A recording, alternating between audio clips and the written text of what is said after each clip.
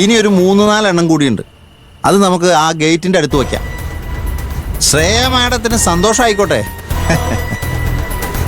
ഇനി അമ്മാവൻ ഇതെങ്ങാനും കണ്ട എന്തായിരിക്കും ഉണ്ടാകാൻ പോകുന്നത്? ഓർക്കുമ്പോ തന്നെ കൈയും കാലും വിറയ്ക്കുന്നു. ആ എടുത്തില്ലേ? ഒന്ന് വേഗം ആകട്ടെ. ആ പോട്ടെ പോട്ടെ. ആ നോക്കണേ. ഓ നോക്കുള്ളോ രമേശ.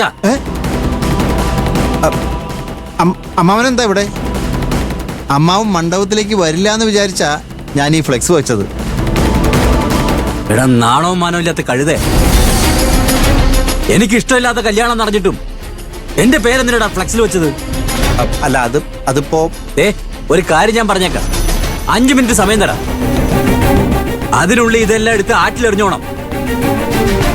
ഇല്ലെങ്കിൽ ആദരാഞ്ജലികൾ എഴുതിയ നിന്റെ ഒരു ഫ്ലെക്സ് എനിക്ക് വെക്കേണ്ടി വരും.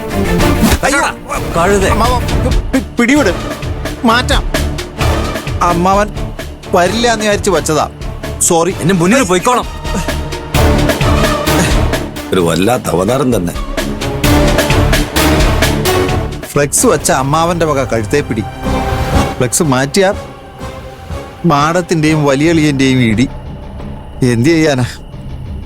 എന്റെ ജീവിതം കട്ടപ്പുകയാണെന്ന തോന്നണേ. വസന്ത മല്ലികേ മനസ്സു നിറയും പ്രിയ വസന്തമായി നീവാ.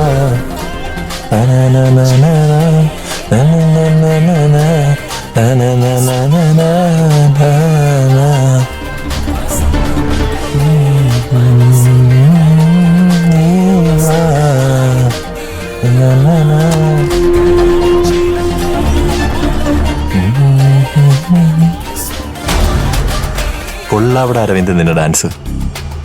സിനിമയിലേക്ക് ഒരു ട്രൈ നോക്കൂടായിരുന്നോടാ?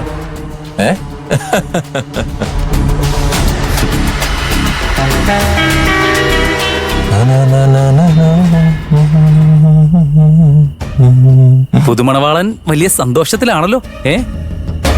എന്റെ സന്തോഷമാണല്ലോ നിന്റെയൊക്കെ പ്രശ്നം. എന്തു വേണോലും പറഞ്ഞു. പക്ഷേ നിന്റെ കല്യാണത്തിന് തൊട്ട് മുമ്പുള്ള സ്വീറ്റ് മെമ്മറീസ് നിനക്കുണ്ടാവില്ലല്ലോ. എന്താ ശരിയല്ലേ? എനിക്കിപ്പോ ഓരോ നിമിഷവും സ്വീറ്റ് മെമ്മറീസാ. Oh what a wonderful life. അതെ, ഞാൻ നിന്നോട് പറഞ്ഞത് അതല്ല. സാധാരണയുള്ള ട്രെൻഡാണ് കല്യാണത്തിന് മുമ്പുള്ള ഫോട്ടോഷൂട്ട്.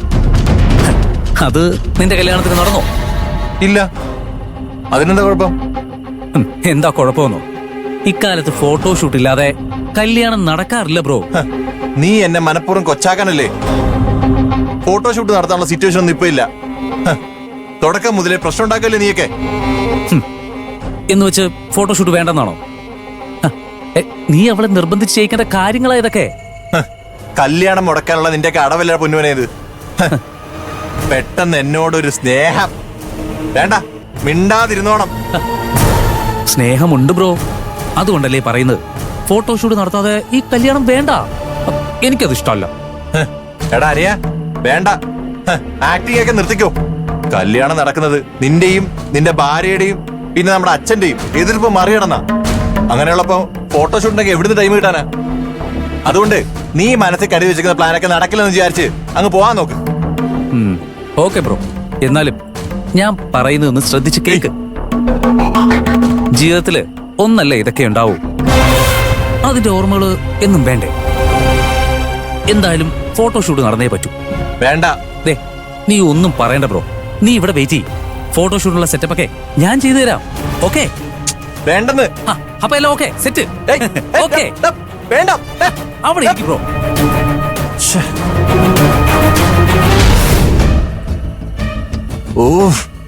അരവിന്ദേട്ടന്റെ കാര്യം ആലോചിക്കുമ്പോ വിഷമം തോന്നുന്നു. ശ്രേയെ പറ്റി എത്ര പറഞ്ഞു കൊടുത്തിട്ട് മനസ്സിലാവുന്നില്ല. അവളെ വിശ്വസിച്ചിരിക്കുക ഇപ്പോഴും. ആ വിശ്വാസത്തിലല്ലേ ചേച്ചി കല്യാണം സ്വപ്നം കണ്ട് നടക്കുന്നത്. സന്തോഷിക്കട്ടെ. ശ്രേയെ ജീവിതത്തിലേക്ക് കൊണ്ടുവന്ന് അരവിന്ദന്റെ ലൈഫ് മൊത്തം നരയിക്കാനാണ് ദൈവം തീരുമാനിച്ചിരിക്കുന്നതെങ്കിൽ പിന്നെ നമുക്ക് എന്ത് ചെയ്യാൻ പറ്റും? എന്നാലും കൺമുന്നിൽ കാണിക്കുന്ന ആപത്തിന്റെ ലക്ഷണങ്ങൾ മനസ്സിലാക്കാലോ. ചാരു, എന്താ ചേട്ടാ? അരവിന്ദിന്റെയും ശ്രേയയുടെയും ഫോട്ടോഷൂട്ട് നടത്തണ്ടേ? ഫോട്ടോഷൂട്ടോ? അതെ, ശ്രേയയുടെയും അരവിന്ദിന്റെയും ഫോട്ടോഷൂട്ട് നടത്താൻ പോവാ. നീ പോയി അവളോട് കാര്യം പറഞ്ഞ് റെഡിയാവാൻ പറ. ഇപ്പൊ ഫോട്ടോഷൂട്ടിന്റെ ആവശ്യം എന്താ? ആവശ്യമുണ്ട്. ഫോട്ടോ എടുക്കാൻ ശ്രേയ പോസ് ചെയ്യുമെന്ന് തോന്നുന്നുണ്ടോ നിനക്ക്? അരവിന്ദനെ ദേഹത്ത് തൊടാൻ സമ്മതിക്കില്ല അവൾ.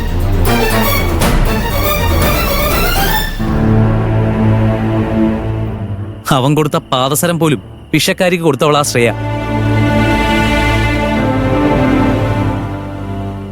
അരവിന്ദിന്റെ കൂടെ സ്നേഹത്തോടെ നിന്ന് ഫോട്ടോയ്ക്ക് പോസ് ചെയ്യില്ല അവള്. അതുകൊണ്ടാ ഞാൻ ഫോട്ടോഷൂട്ട് സെറ്റ് ചെയ്യാന്ന് പറഞ്ഞത്. ഓക്കെ അല്ലേ?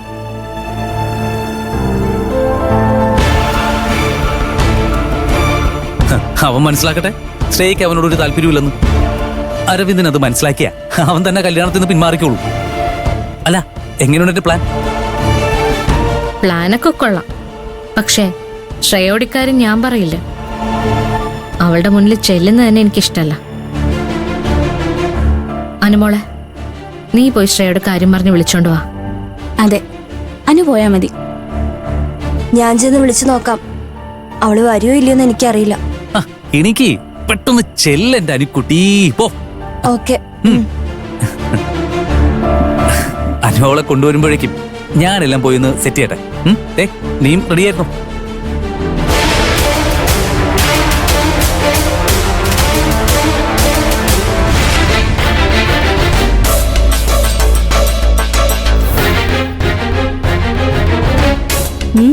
സുന്ദരി കുട്ടി.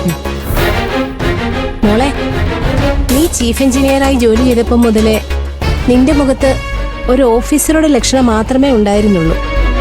ഇപ്പം നിന്നെ കണ്ടപ്പോൾ എനിക്ക് ഓർമ്മ വരുന്നത് പഴയ ആ ശ്രേയയാണ്. മമ്മി പറഞ്ഞത് ശരിയാ. ചീഫ് എഞ്ചിനീയറായി ജോയിൻ ചെയ്തപ്പോൾ എന്നിൽ ഒരുപാട് മാറ്റങ്ങളുണ്ടായി. ആകാശ് എന്നെ വിട്ട് പോയ ശേഷം എന്റെ മുഖം കണ്ണാടിയിൽ കാണുന്നത് പോലും എനിക്കിഷ്ടമായിരുന്നില്ല.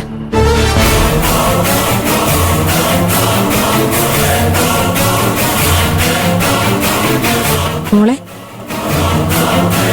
ഇപ്പൊ കല്യാണ നാടകത്തിന് വേണ്ടി മാത്രം ഈ മേക്കപ്പും ഒരുക്കങ്ങളും ഒക്കെ.